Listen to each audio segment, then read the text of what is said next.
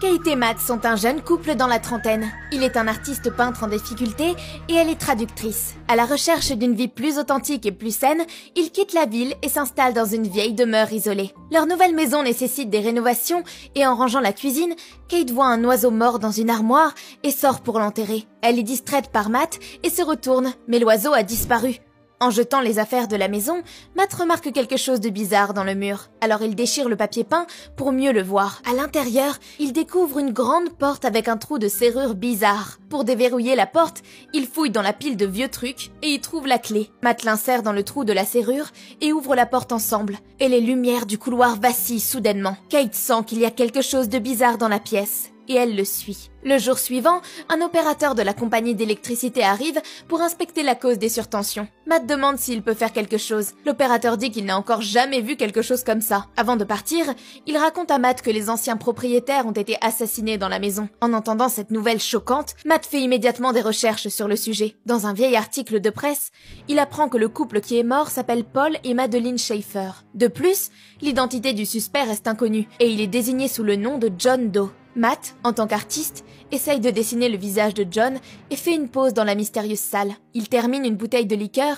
et souhaite en avoir une autre. La lampe vacille et, à sa grande surprise, une autre bouteille apparaît. Matt se rend compte que la chambre peut exaucer des vœux. Kate se réveille et monte à l'étage pour voir comment va Matt. Elle le trouve bien plus excité que jamais, car l'espace est rempli de nouvelles choses. Matt montre avec joie à Kate un authentique tableau de Van Gogh et lui explique que la chambre peut exaucer n'importe quel souhait matériel. Matt, t'es défoncé ou quoi? Pensant qu'il s'agit d'une farce de Matt, Kate en rit mais réalise que son mari est sérieux. Il teste sa théorie et demande 1 000 $. Matt fouille dans toute la pièce et trouve l'argent. Sceptique, elle demande 1 million de $. Et comme ça, ils sont millionnaires. Cependant, Kate trouve cela effrayant et s'en va. Le couple passe toute la journée à souhaiter habits, champagne, art et argent. Ils sont heureux, et alors qu'ils se noient dans des objets coûteux, Kate se demande comment la chambre parvient à exaucer leurs vœux. Mais Matt lui dit de ne pas s'en faire. Les jours suivants, leur plaisir et leur richesse ne connaissent aucune limite. Chaque fois qu'ils font un vœu, les lumières vacillent, tout comme la source d'énergie au sous-sol. Ils célèbrent leur richesse en faisant la fête ensemble dans la chambre avec des boissons et des cadeaux. Cependant, l'amusement et l'action ne durent pas longtemps. Kate se réveille le lendemain matin avec un sentiment de vide que les biens matériels ne parviennent pas à combler. Matt s'en inquiète et lui offre un berceau, lui laissant entendre qu'il devrait essayer d'avoir un bébé. Kate est contrariée par la surprise car elle a déjà fait 2 fausses couches et quitte la maison en trombe. Plus tard, Kate revient à l'intérieur et souhaite spontanément un enfant dans la mystérieuse chambre. Lorsque Matt l'apprend, il est furieux qu'elle ne l'ait pas consulté avant de souhaiter un bébé. Les deux se disputent vivement, Kate affirmant qu'elle l'a fait comme un raccourci vers la maternité, sans la possibilité d'une fausse couche et la douleur de l'accouchement. Kate explique qu'il pourrait être heureux de cette façon.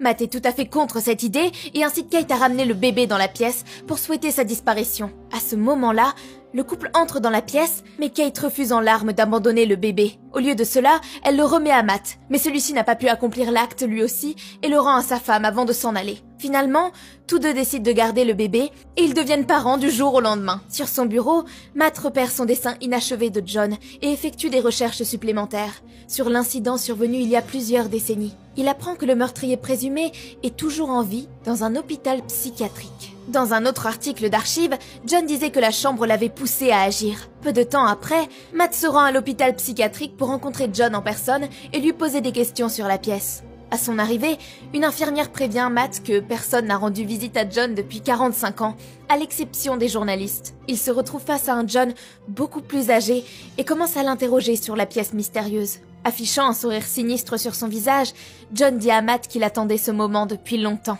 Matt demande pourquoi John a tué les Schaeffer. John lui répond que c'était la seule solution. John balaie le sujet et demande à Matt de quitter la maison au plus vite, avant qu'il ne soit trop tard. Avant de partir, John déclare qu'il n'y a rien de plus dangereux qu'une personne qui obtient tout ce qu'elle souhaite.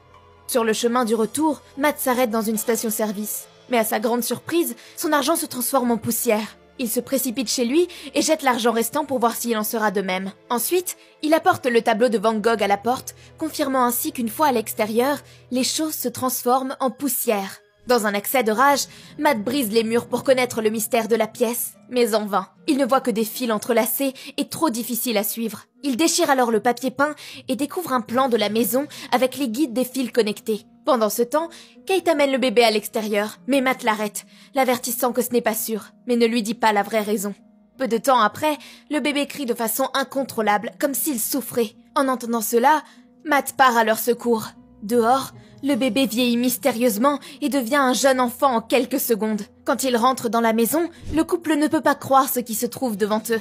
Plus tard dans la journée, Matt révèle que la pièce peut accorder tout ce que leur cœur désire, mais à la condition qu'ils ne puissent pas la porter à l'extérieur. Sinon, la chose vieillit et se transforme en poussière. Elle répond qu'un bébé n'est pas une chose et n'accepte pas qu'elle ne puisse pas amener leur fils à l'extérieur. Elle se prend d'affection pour le garçon qu'elle prétend être son fils et le nomme Shane. Pendant les jours qui suivent, Kate fait l'école à la maison à Shane et lui explique qu'il ne peut pas quitter la maison à cause des dangereux microbes de l'extérieur. Un jour, Shane s'impatiente pendant que Kate lui apprend à lire, ce qui lui fait piquer une colère. Toute sa vie, Shane n'a connu que les murs de la maison qu'il ne peut jamais quitter. Plus tard, Kate reçoit un paquet à l'extérieur et verrouille la porte chaque fois qu'elle entre et sort. Elle donne le paquet à Matt, qui l'a commandé, et déballe une arme toute neuve. Malheureusement, Kate laisse la porte d'entrée déverrouillée et l'oublie complètement. Bien qu'elle soit occupée à jouer du piano, Shane se dirige sournoisement vers la porte d'entrée et l'ouvre sans se faire remarquer et met la main dehors et sent la brise fraîche, profondément curieux de l'extérieur. Cependant, Kate le remarque et se précipite vers son fils avec colère. « Mais qu'est-ce que tu fais ?» Tout va bien. Pour empêcher Shane de sortir en douce, le couple décide de bloquer toutes les fenêtres avec des portes. Jusqu'à présent, Matt n'a pas accepté Shane comme son fils et agit froidement avec lui. À la tombée de la nuit, Shane se promène dans la maison et voit une carte qui mène au sous-sol. Il finit par se retrouver dans la chambre. Tout au long de la nuit, des lumières vacillent dans la maison, mais Matt et Kate ne le remarquent pas du tout. Quand Matt se réveille, il voit une nouvelle boule à neige à côté de lui et la boule cassée de loin. Il réveille immédiatement sa femme en remarquant les lumières vacillantes, ayant déjà une idée de la cause de ce phénomène. Le couple entre dans la pièce et à leur grande surprise, la chambre est maintenant une vaste forêt où Shane s'amuse à construire un bonhomme de neige. Kate est complètement hypnotisée par le monde que son fils s'est créé et se joint à lui pour s'amuser, tandis que Matt, furieux, saisit Shane par le bras pour le ramener à l'intérieur. L'incident amène le couple à se disputer pour savoir s'il faut ou non autoriser Shane à entrer dans la pièce et à jouer.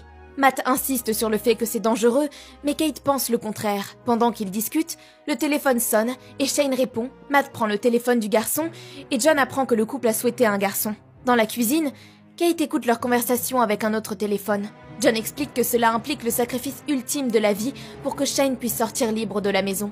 Si Kate meurt, Shane pourra sortir et vieillir comme tout le monde. John lui révèle ensuite de manière choquante qu'il a également été un enfant né d'un souhait de la pièce. La mère de John a tué son père avant de le forcer à la tuer en retour pour qu'il puisse être libre. Il dit ensuite à Matt qu'il a deux options, tuer Shane et sauver Kate, ou tuer Kate et sauver Shane. Après avoir entendu la conversation, Kate quitte la maison, ce qui inquiète Matt. Cependant, seul avec Shane dans la maison, Matt agit frénétiquement et va jusqu'à saccager son studio.